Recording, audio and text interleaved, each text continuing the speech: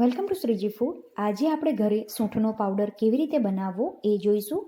ઘરનો બનાવેલો સૂંઠ પાવડર એકદમ તીખો અને બહાર કરતાં એકદમ ચોખ્ખો હોય છે અને એને બનાવવાની પ્રોસેસ ખૂબ જ ઇઝી છે.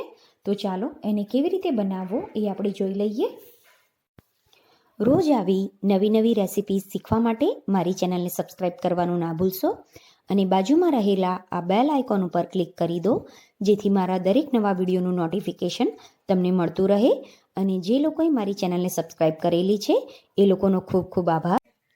સૂંઠ બનાવવા માટે આપણે આ રીતનું જે મોટું આદું હોય એવું લેવાનું છે, જેથી એની ગાંઠો ઓછી હોય. અને મેં આદુને પહેલાં ધોઈને સાફ કરી લીધું છે. હવે એને સમારવાનું છે. તો આ રીતે એની ગાંઠ છૂટી પાડી દો અને મીડિયમ થીક એની થિકનેસ રહે એ રીતે એને કટ કરો. જો વધારે પતલું કટ થશે તો જ્યારે સુકાય ત્યારે એનો પાવડર ભૂક્કો બહુ વેસ્ટ નીકળતો હોય છે, એટલે આ રીતનું એને કટ કરી લેવાનું. તો બધું આદું હું કટ કરી લઉં છું. અત્યારે મેં 5 કિલો આદું લીધું છે અને એને આ રીતે સમારીને મેં કૂણો તાપ હોય એવામાં સૂકવી દીધું છે. વધારે તાપમાં એને નથી સૂકવવાનું. 3 દિવસમાં આ આદું આ રીતે સુકાઈ જાય છે. તમે એને હાથથી તોડીને જોશો તો એ ઇઝીલી તૂટી જવું જોઈએ. આ રીતનું એ સરસ સુકાઈ ગયું છે. હવે આમાંથી તમારે સૂંઠનો પાવડર બનાવવા માટે ડાયરેક્ટ જ આને ક્રશ કરી દેવાનું હોય છે. તો અત્યારે હું તમને એનો પાવડર બનાવીને પણ બતાવું છું. તો થોડો આપણે ક્રશ કરી લઈએ અને આને સ્ટોર કરીને રાખવા માટે મેં આ માર્કેટમાં પારો મળે છે, પારો અને એમાં માટી મિક્સ કરીને એની આ રીતની થેપલી બનાવી છે.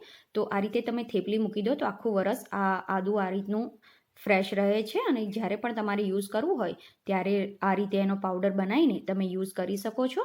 જો ઓછી ક્વોન્ટિટીમાં બનાવ્યું હોય તો તમે ફ્રીજમાં રાખો તો પણ સારું રહે છે, પણ જ્યારે વધારે ક્વોન્ટિટીમાં તમે આ રીતે આદુની સુકવણી કરો કે સૂંઠ બનાવો ત્યારે આ રીતે તમે પારાની થેપલી મૂકીને એને સ્ટોર કરશો તો આખું વરસ એ સારું રહે છે. એમાં જીવાત કે કશું પડતું નથી.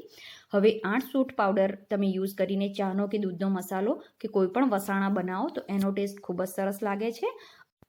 અને સાથે જ તમે જે માર્કેટમાંથી જે ભાવમાં 250 ગ્રામ સૂંઠ કે સૂંઠનો પાવડર લાવો છો એ જ ભાવમાં તમે ઘરે 5 કિલો આદુમાંથી 500 ગ્રામ સૂંઠ કે સૂંઠનો પાવડર તૈયાર કરી શકો છો. તો તમે વિચારી શકો છો કે બહાર કરતાં સસ્તું અને ઘરે એકદમ ચોખ્ખું સૂંઠ કે સૂંઠનો પાવડર આપણે તૈયાર કરી શકીએ છીએ અને એનો ટેસ્ટ ખરેખર ખૂબ જ સરસ લાગે છે. તો તમે એકવાર બનાવીને જરૂર ટ્રાય કરજો.